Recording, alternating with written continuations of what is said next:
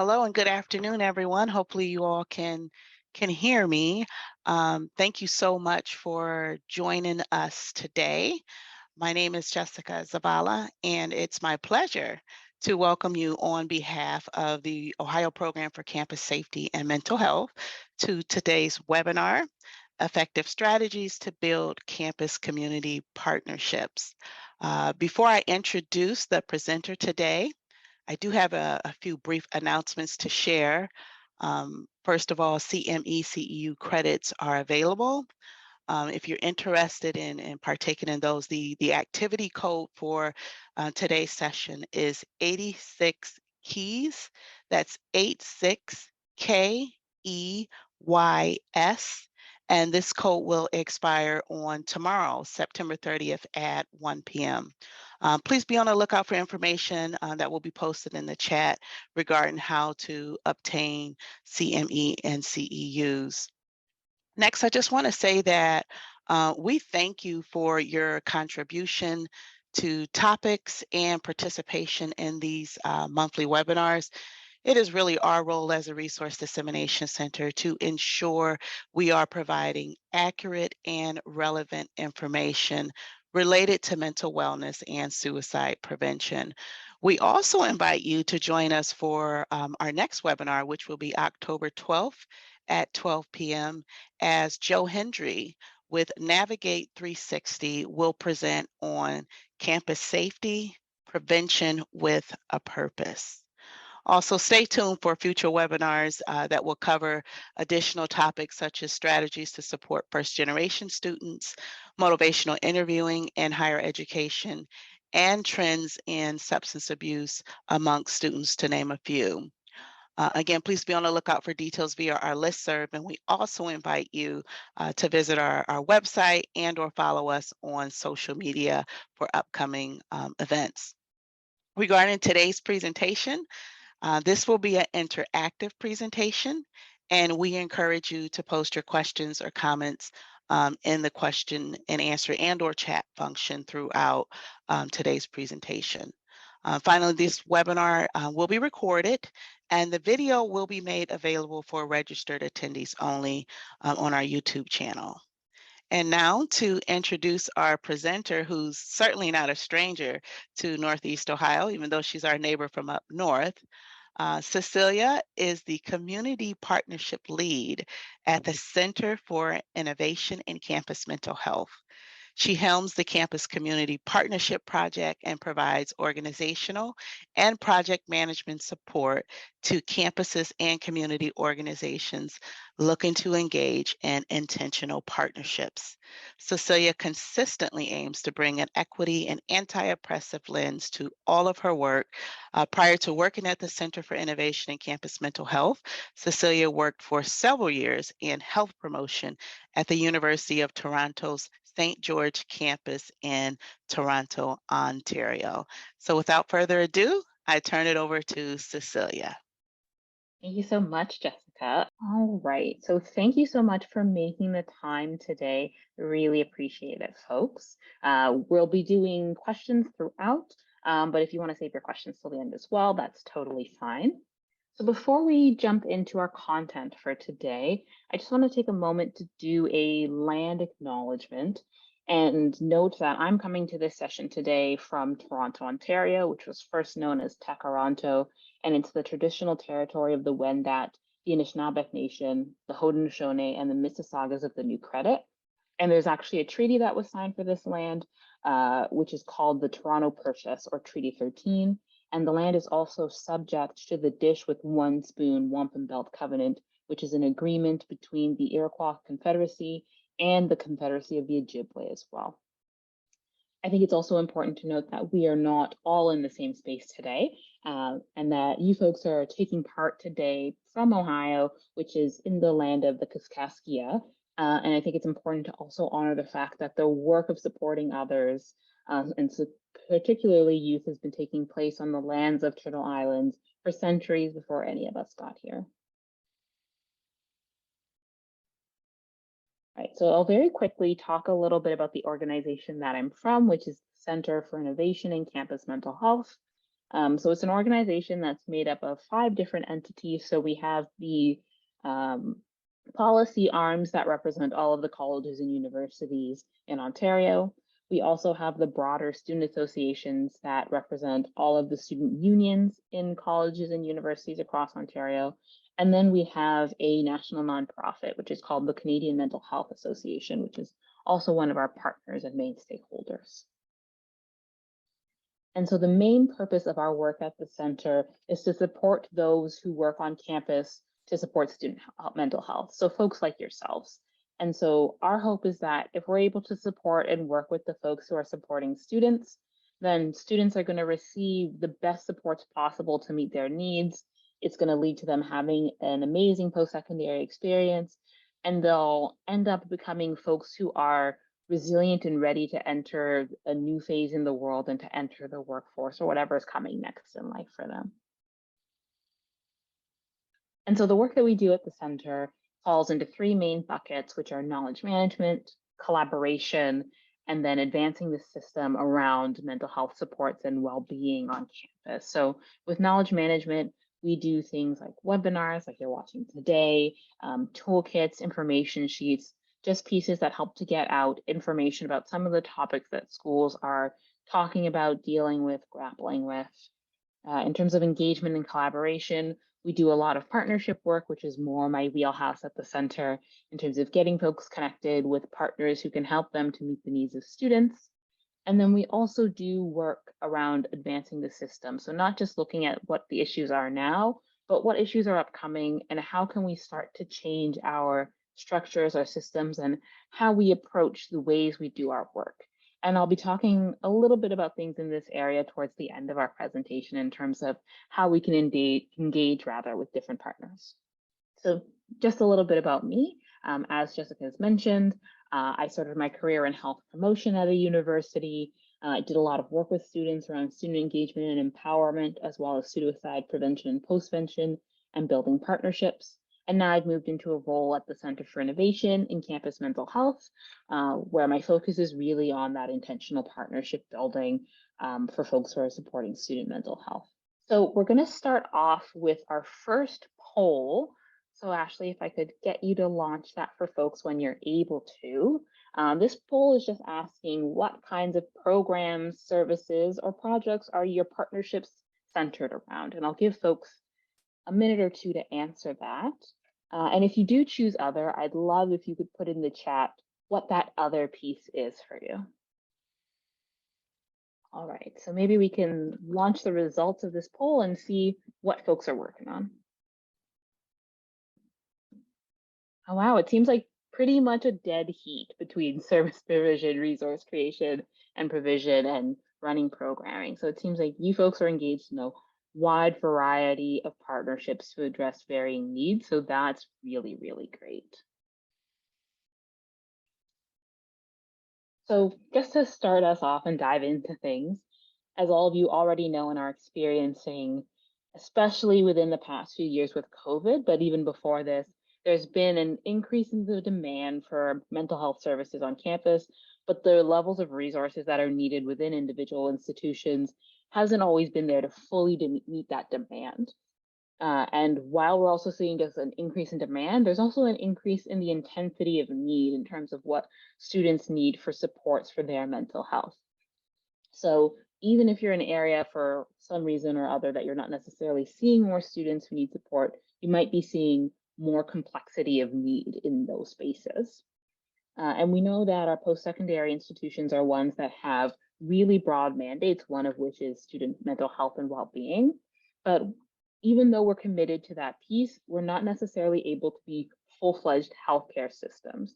And it's not necessarily the purpose of a post-secondary institution to be that system either, as students leave or transition out into the community and the wider world. So we won't always be the place where they seek services. So on one hand, partnership can help us to really bolster the resources that we have by enabling us to lean on and work with our community partners to share knowledge, resources, supports, funding, etc.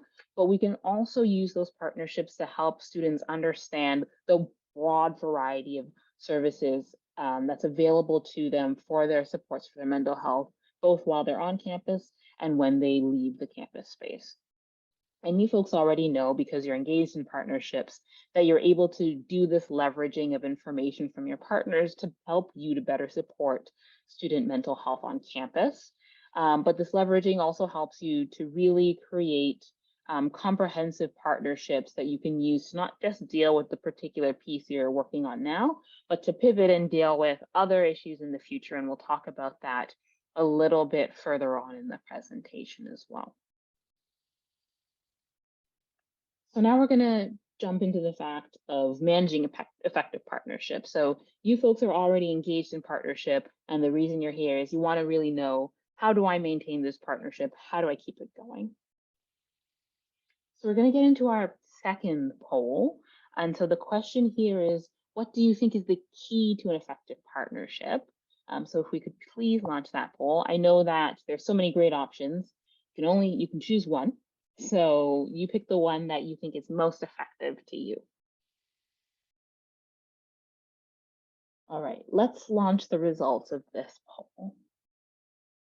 All right, so a lot of people leaning into communication, a few folks thinking trust, and then a couple of votes for planning and clear goals, respectively. So this question was a trick question. They are all important. And these are all things that you folks have also already been doing to build the partnerships that you can. And they're things that you should continue doing throughout your partnership. So I won't spend a lot of time getting into these, but just know that if you started off your partnership with these things, you should continue doing them, because they're a major part of continuing to build that solid partnership foundation that you can continue to grow from. There are, however, some other pieces that you might want to consider while you're thinking about how to maintain your partnerships with your partners, whether they be internal or external to your organization. So in terms of things you might want to do to keep your partnerships going for the long term, the first piece is looking at continuing to explore different opportunities for collaboration. Even if your partnership is focused around one particular project, one particular need for your students, it's always good to be open-minded about what's coming next.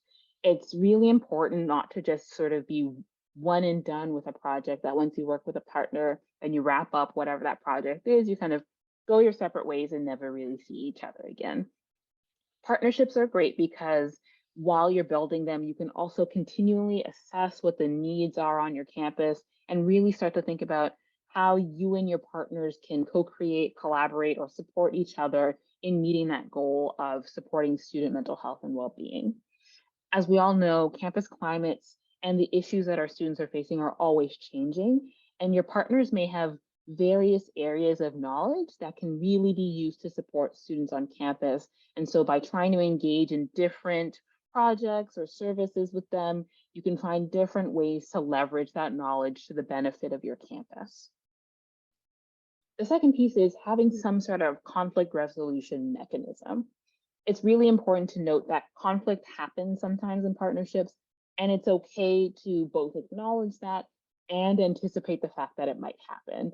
You're never always going to be on the same page with your partners, so it's really important that if there is some sort of issue, that you make the time and space to actually hash it out and have a conversation about what's going wrong, so that you can get to the root of the issue and figure out a way to solve it.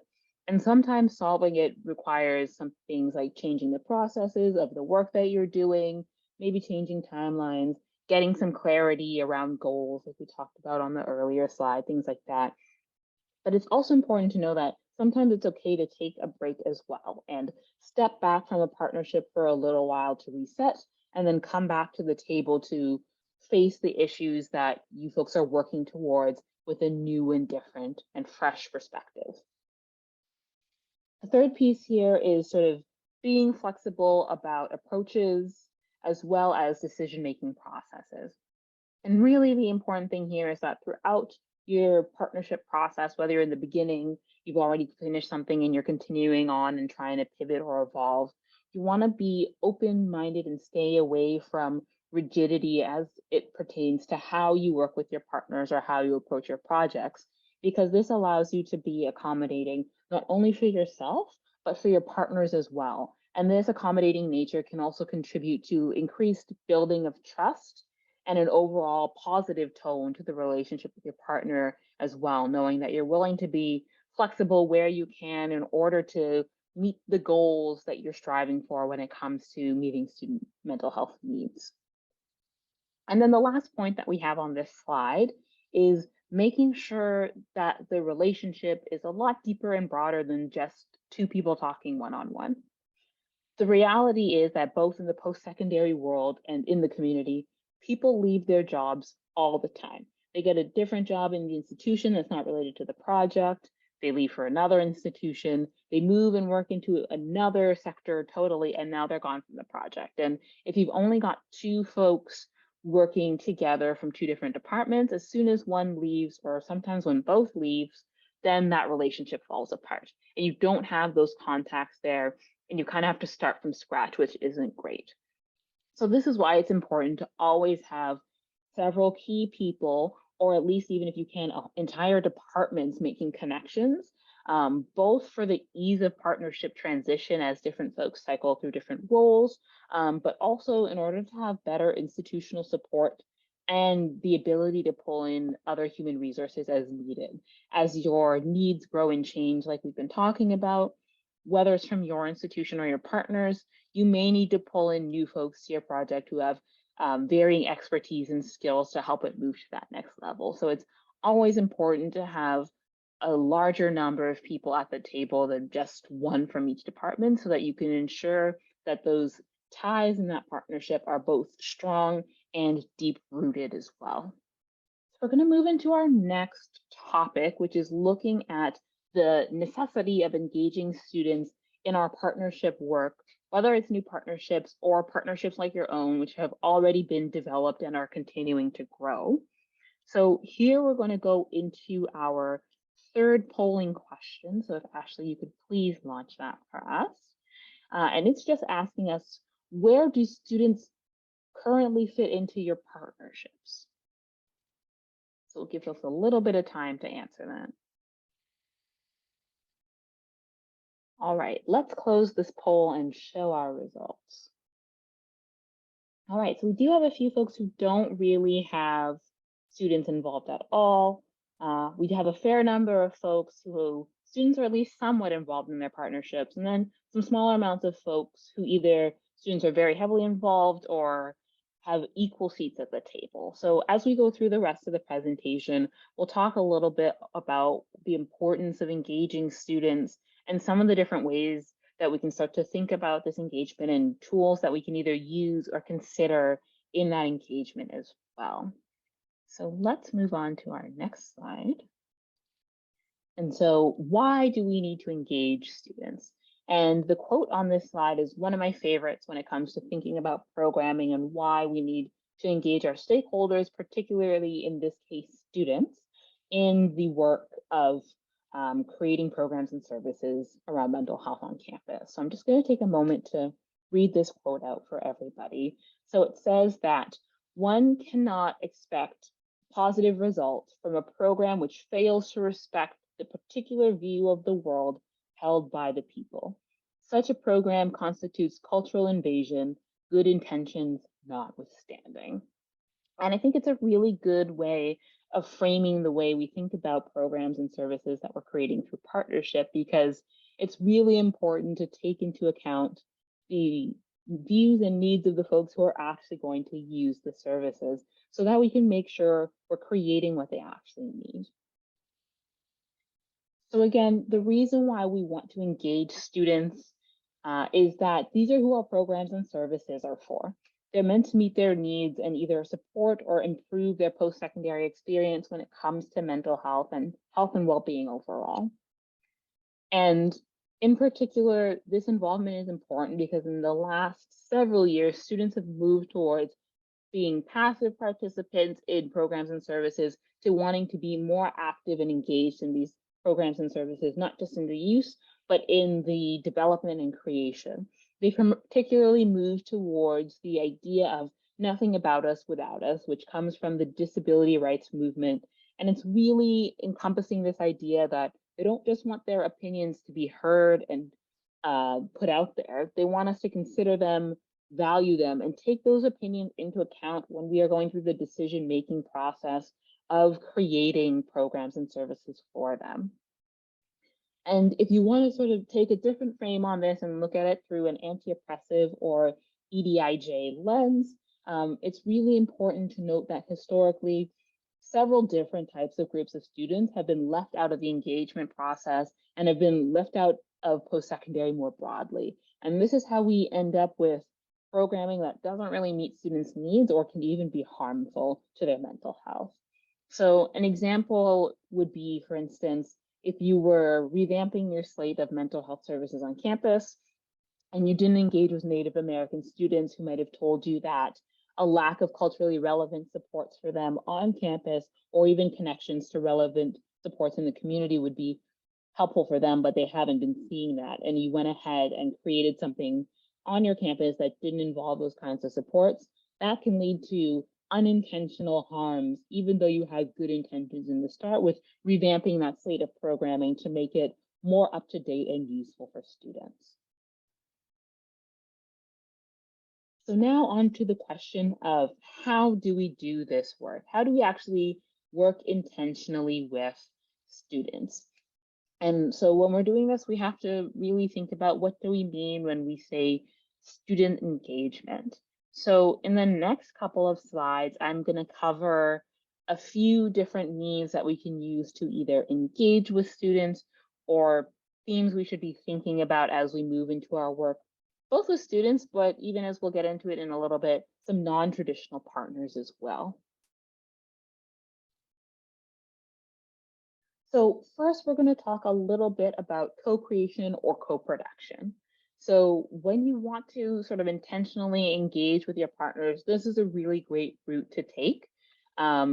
With co-creation and co-production, we really have the chance to engage with students or other partners on equal footing, and it allows us to collaborate in the creation of really novel programming that's particularly suited to the needs of our students. Co-creation and co-production are really an opportunity to try and advance systems change in the way that we imagine and create supports on campus.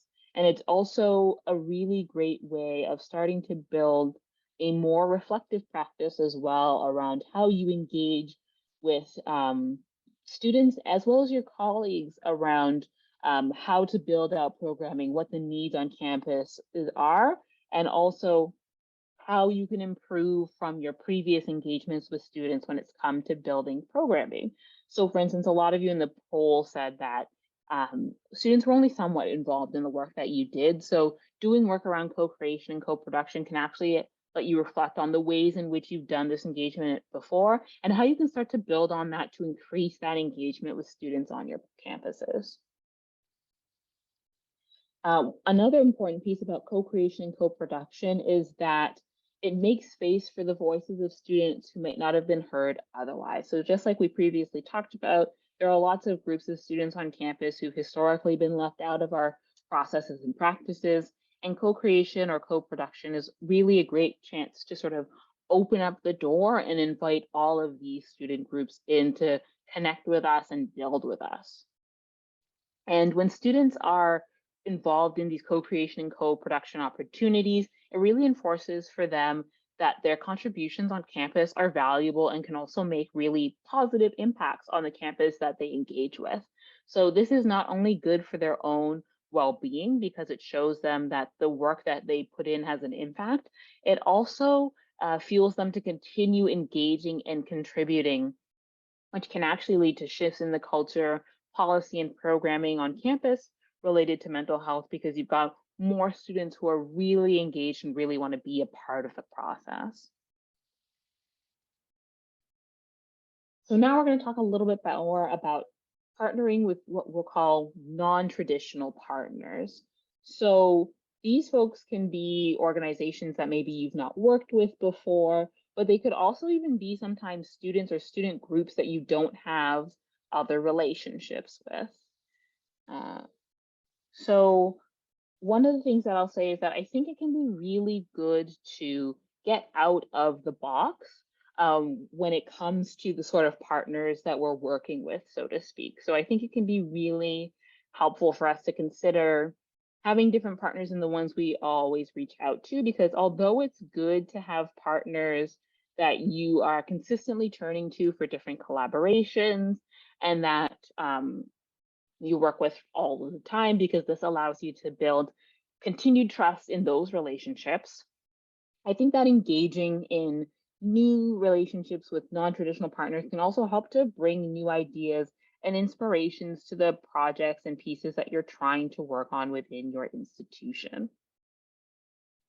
So engaging in non-traditional partnerships and collaborations is also a way where, again, you can start to intentionally engage these groups that have been previously left out of your work. And this will help you really meet those equity, diversity, inclusion, and justice objectives that you may have set in terms of working towards improving student mental health on your campuses. Non-traditional partners can really bring new perspectives to a partnership, and this can actually lead to positive outcomes with regards to programs and services, et cetera, because you may not have been able to get these same results with your more traditional partners because of this new knowledge and experience they're bringing in. So to go back to another example, let's say that you're working with a particular group of students that is a little more susceptible to substance use and abuse. So you work with a partner or you work with those students in that community to create a culturally specific program around substance use and abuse so that they can engage with that and get the supports that they need.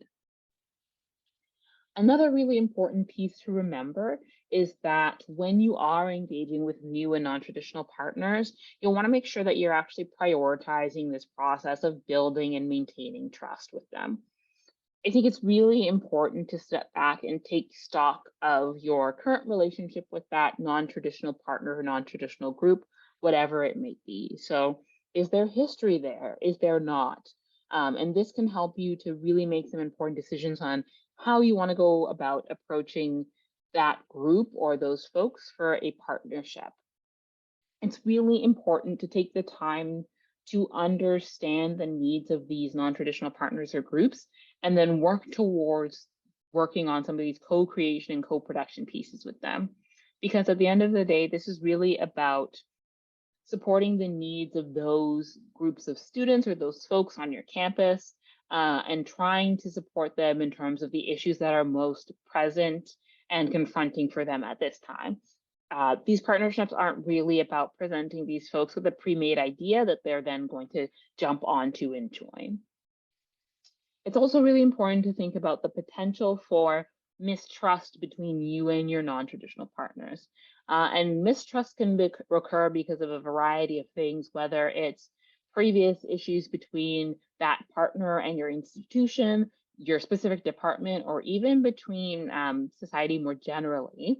And I think it's important to really take the time to dig into whatever mistrust may exist between you folks. And again, it may be there, it may not. It's not guaranteed that it will be there, but it's something to consider. But you should really take the time to dig into this if it is in place and try to really understand where that mistrust stems from and acknowledge what, if any, harm has been done to that partner or that community. What you're really trying to convey in these situations is that you value the experiences that they've had previously, and you want to work with them towards building a more positive relationship that still takes into account what has previously happened, because we can't just throw history away. It's something that is going to always be sort of in our rearview mirror, and it's something that we have to take into context as we move forward into the future, because again, we can't just ask folks to wash their hands of their experiences and pretend they never happened.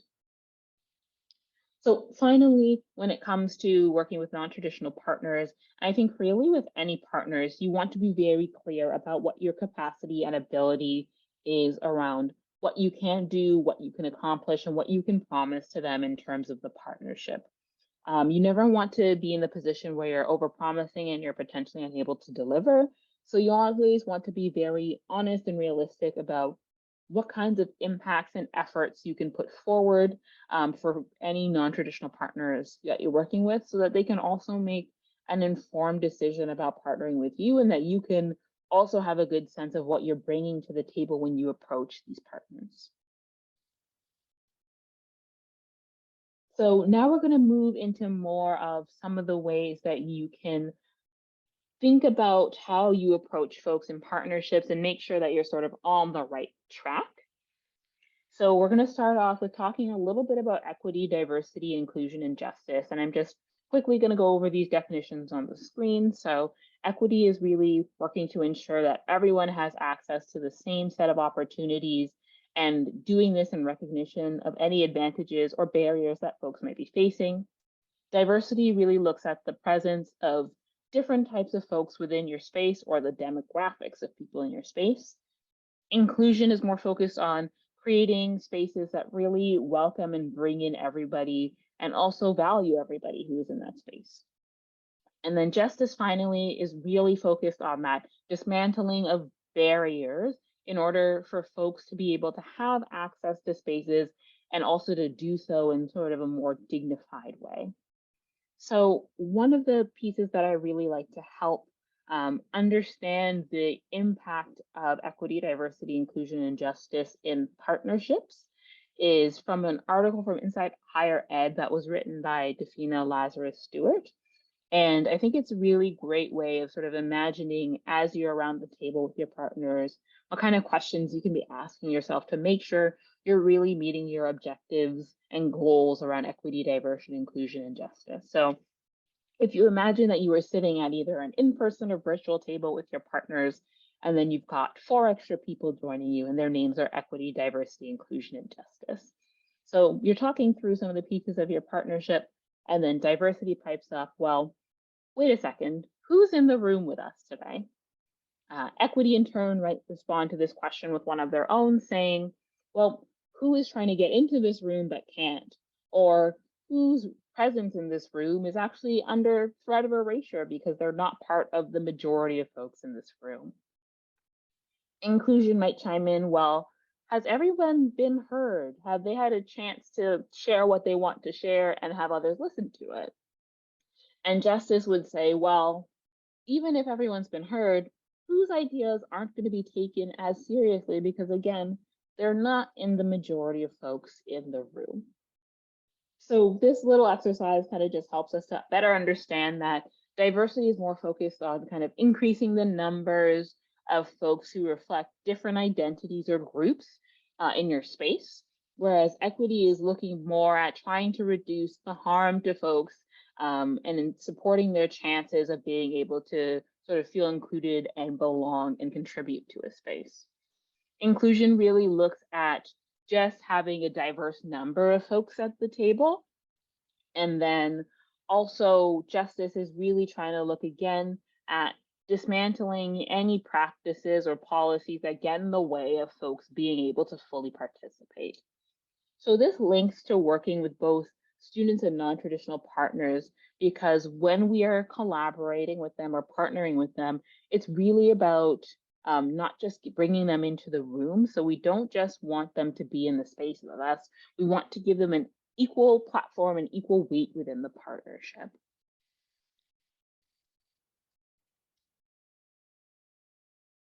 So next we're moving into the concept of cultural safety, and we're just going to really take a quick walk through this little infographic that's on the screen, so we have a better understanding of how we work our way to this place of cultural safety. But really what's important here is just having an understanding of how we can better engage with folks who we maybe don't share all the same identities or experiences with. So right at the top in the middle of the yellow circle, we've got a little light blue piece, and it's called cultural awareness. And this is really the idea where we're just acknowledging the differences between ourselves and others. So here you're going, there's a me and there's a you, and I acknowledge this process. And this is great because we're realizing that not everyone is the same. However, it creates this sort of dichotomy or barrier between the us and the them. And that's not really where we want to stay. So we're going to move down a little bit further into our dark blue circle around cultural sensitivity. So when we move to this stage, we've gone a step up, and now we're not just acknowledging that there's differences, but we also respect that there are differences in culture. So we're talking and we say, well, I'm me, you and you, we are different, but I respect that difference. And that's great because now there's a bit of respect for the fact that other people have different practices than we do. But again, there's still that barrier, there's still that othering, that division of me versus you. So we move forward into our green circle, which is cultural competency. And this is when we're looking more at trying to build our skills around engaging with others from different populations than our own. And it can also help us to work on building our self-awareness around how we see those cultures. So this is really great because now we're not just aware that there are others and that we respect that. We're also trying to build better skills in order to engage with these other groups of folks. However, staying in the cultural competency realm and not walking any further along our path can be a little bit troublesome because sometimes when we get stuck here, we get into the mode of reducing cultures and differences to things that we can gain skills about in order to master those differences. So we think, well, if I gain enough skills, I can fill my toolbox full of tools to be able to be culturally competent. And that's not really how that works because cultures and the experience of culture is very fluid and changes over time. So we can never really grasp all of the tools, so to speak. And this is why we continue down our path to this bottom white circle that's called cultural safety. And this is really the idea where we're taking people's perspectives. So it could be students, it could be our partners, and really considering the social, political, and historical contexts that come with that in order to understand their experiences, in this case, as they particularly relate to mental health. And this is a lot better than the previous three steps because we're not just acknowledging that there's difference or respecting it or simply working towards completely filling our tool chest and then closing it. We are working towards this place of being a little bit more self-reflective. We're continuing to learn and understand from people's experiences. And as we do this work of learning and understanding, we're also tweaking our own practices about how we engage with folks, how we work with them. So when you're in the cultural safety space, there's this continued learning as you continue to engage and interact with other folks. And this can be really helpful in terms of partnership because it helps you to engage in a deeper way with your partners to better understand both what everyone can bring to the table, but also how you can build out programs and services that really meet those needs of students because you're also using this practice with them when you're engaging with your students to really pull out what they need based on the context of post-secondary and what's going on in the rest of the world as well. So this last piece that we're going to move on to is the, oops, we went way too far back. Let's go forward, is the ladder of citizen participation. And this is one of my favorite tools for considering how we work with partnership and how we move through the realm of partnership. So we've got a couple of areas on this chart. So there's one circled area, which is where we're going to start. And from that circled area, we're going to move upwards. So we won't be looking at the bottom two rungs. But if you are interested, there is an academic article on this piece, and it is called the same names, The Ladder of Citizen Participation, and it's by Sherry Arnstein. But we're only going to be focusing on the sort of rungs 3 through 8, because that's really where a lot of our work in post-secondary is already situated. And before I jump into giving a bit of a description, I just want to note that the rungs on this ladder aren't necessarily fixed. There are sometimes gradations and different versions of each, and that's just because people may have different ways of working. So they're not fixed blocks. There can be little differences, and you can kind of tweak them to work well for your situation and your environment. So we're going to start off with the two that are in the bottom of that circled area where it's labeled tokenism, so informing and consulting. So in both of these spaces, students have a chance to be heard, partners have a chance to be heard, but they don't really have any power to make sure there's follow through on the ideas that they put forward. So on their end, there's no real guarantee of change in terms of the planning and development and rollout of any programs or services you're making.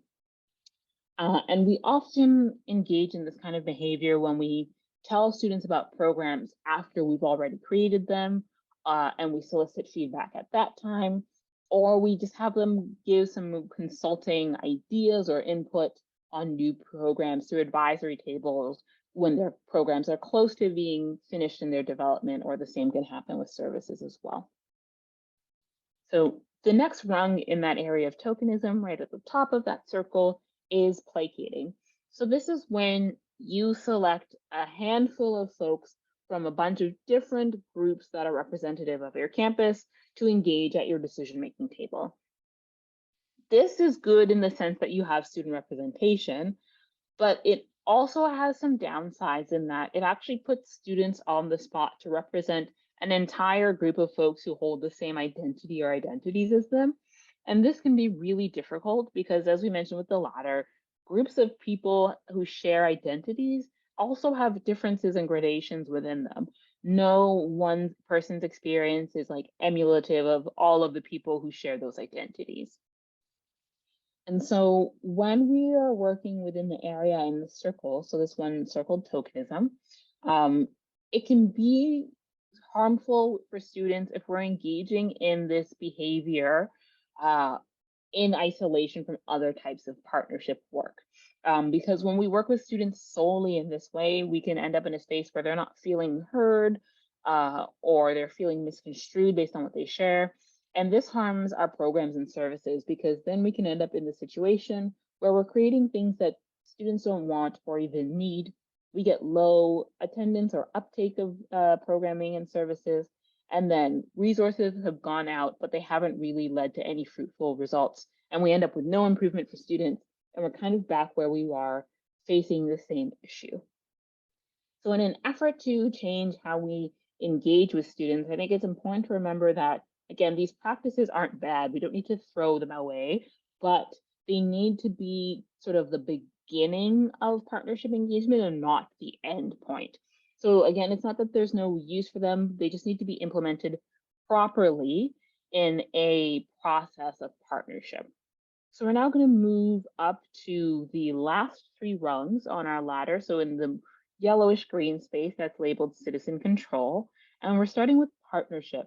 So this is an idea where students are really having an equal seat at the table, as opposed to the informing and consulting stages. Their thoughts and opinions are heard and factored into the decision-making process. So there is that power, there is that guarantee of change there, because some of what they're saying, at least some of it, will be involved in what ends up being created in the program or service. Now we get to delegation, and this is where things shift a little bit, because instead of students having a minority of the seats at the table, they now have a majority of seats at the table. So staff, faculty, whoever else on campus you might be partnering with, or community partners as well, they still have a place at the table and they still have decision-making capacity, but more of that power is tilted towards students. So they're the ones kind of running the show, and other folks are there to provide supports and resources based on their skills and expertise that students might not hold, because they're mainly coming from that personal experience of mental health. And then finally, we move to the top of our ladder, which is citizen control.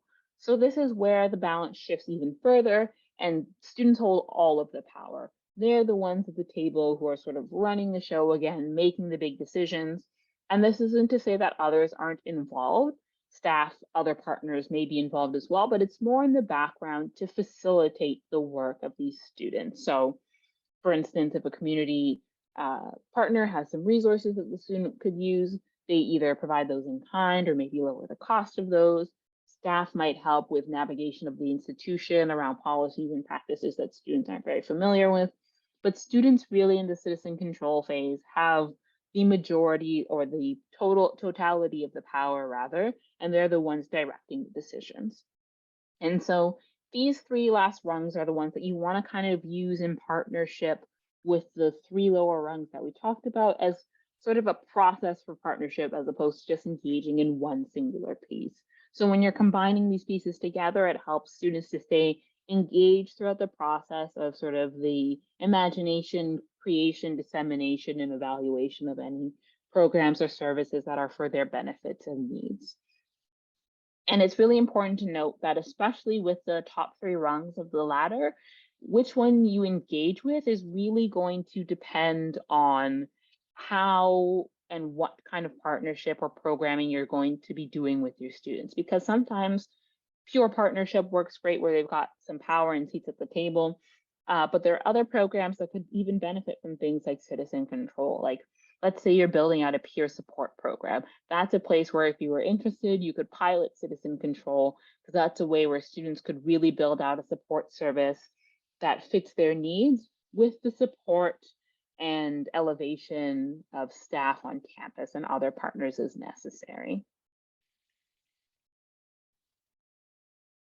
All right, so I think we had one last poll, and that was just asking folks if we can launch that, how you would use any of these partnerships. So how would you consider engaging with students based on what you've seen in the ladder so far? So I will give you folks maybe just a minute to answer this question.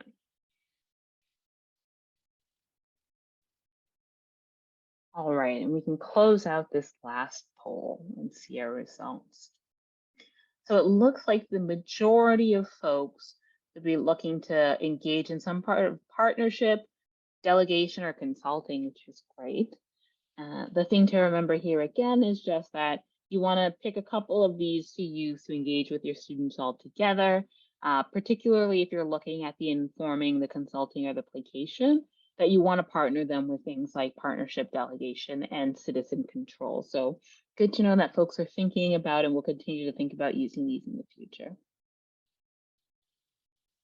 So just to sum things up, it's really important that in order to maintain sustainable partnerships, we want to make sure that we're consistently working on our partnerships and actively engaging our partners in our work.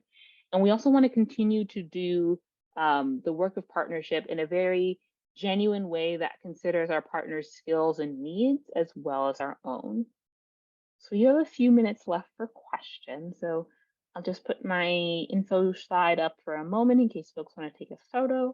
But I know this is going to be shared as well, so you'll have my contact information.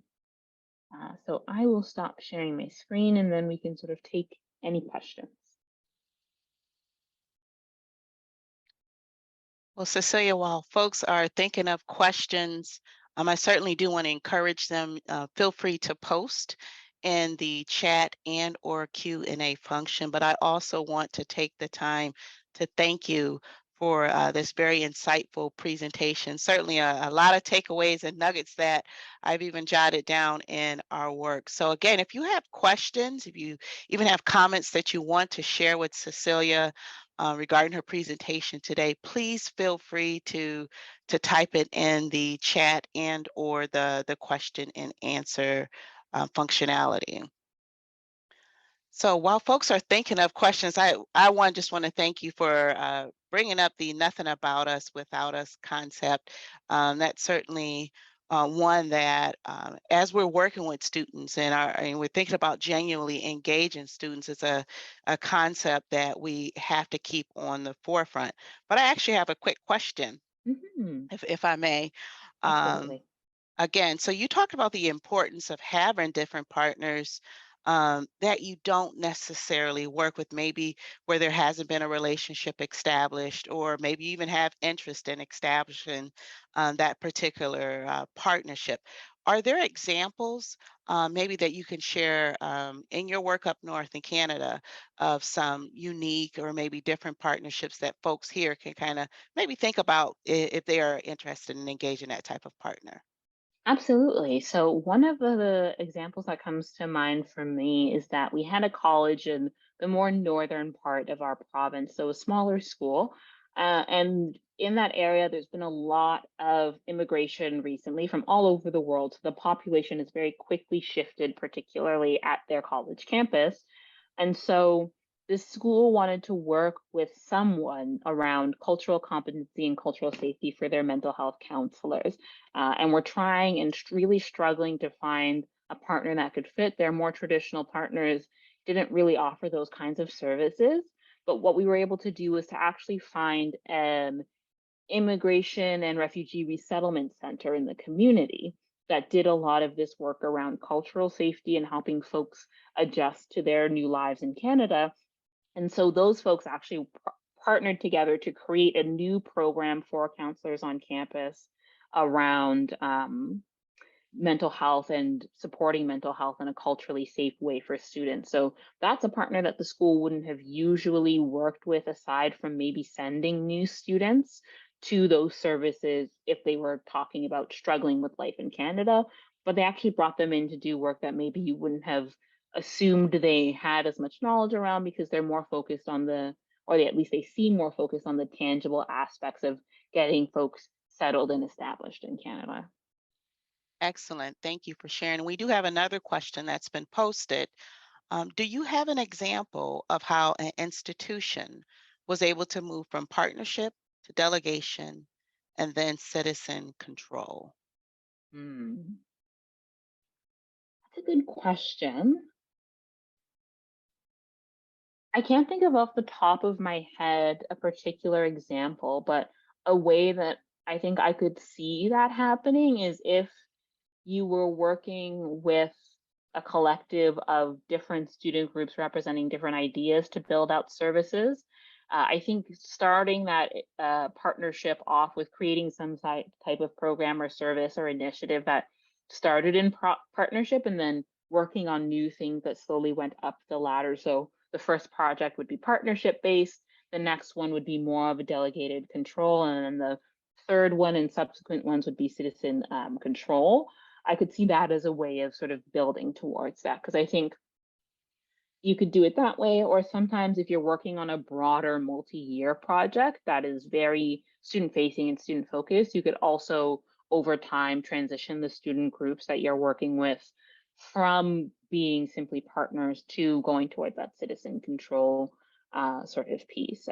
Maybe if it was something that you were working on a project that required some sort of research and then the implementation of the program while you're going through research, if you're doing things like REBs and things like that, where you need to have more institutional support and more sort of helming from the institution, that's where students could be involved as partners in helping to create the research. But once you actually got into the rollout of the programming, that's maybe when you could move students slowly towards that citizen control piece as well. So there are different ways of doing that. If I do come across any examples, I'd be happy to share them with Jessica so she can share them more broadly. But those are just some ways that I can conceptualize of that happening as well.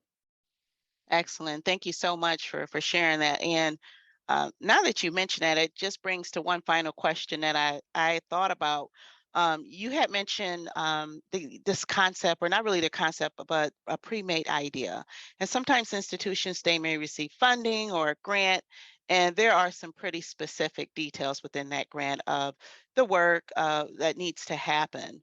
Um, but somehow that can lead to engagement or looking to engage a particular group or community partner, again, which maybe we can lead to tokenism. How can institutions avoid this when they need to Mhm. have that partner at the table? But again, this is what the grant kind of specifies, or that specific funding source. I think this is one of those places where it's really important to be honest about like that ability and capacity piece that we were talking about. So a lot of folks are relying on grant funding to bring forward different programs and services. So I think when you are approaching a partner and you've got these very specific parameters, it's really important to kind of lay that out for them very plainly in terms of like, this is the box that we're working within, but trying to find ways to work with them creatively within that box in terms of what you can create that doesn't just kind of take their needs and experience and like slap it onto the what the grant asks for, but trying to work as much as you can within the parameters to come to some sort of arrangement on what works that both checks all the boxes for you, both in terms of what you have to create and evaluate, but also checks the boxes for them in terms of what's going to best serve their needs as well. So I think it falls both into that being very honest and genuine about what you can do, but also some of that flexibility piece as well on the side of both partners to be flexible. Because I think that more and more partners, both within and outside of campuses, are understanding of the fact that a lot of the work we do is grant based and grant funded, and grantors are looking for very specific outcomes because they also have very specific interests in these processes. So, just being honest, open, and flexible with your partners can help you avoid that route of tokenism by really finding the middle ground of where you can both benefit within that parameter box. Excellent. Well, again, Cecilia, we thank you for your time and for such a very insightful presentation today. And one last time, for those of you who are interested in obtaining CEU CME credit, that activity code for one last time is 86 keys. That's 86 KEYS. And again, thank you so much, Cecilia, and everyone else. Hope to see you next month in October at our next webinar. Thank you and goodbye.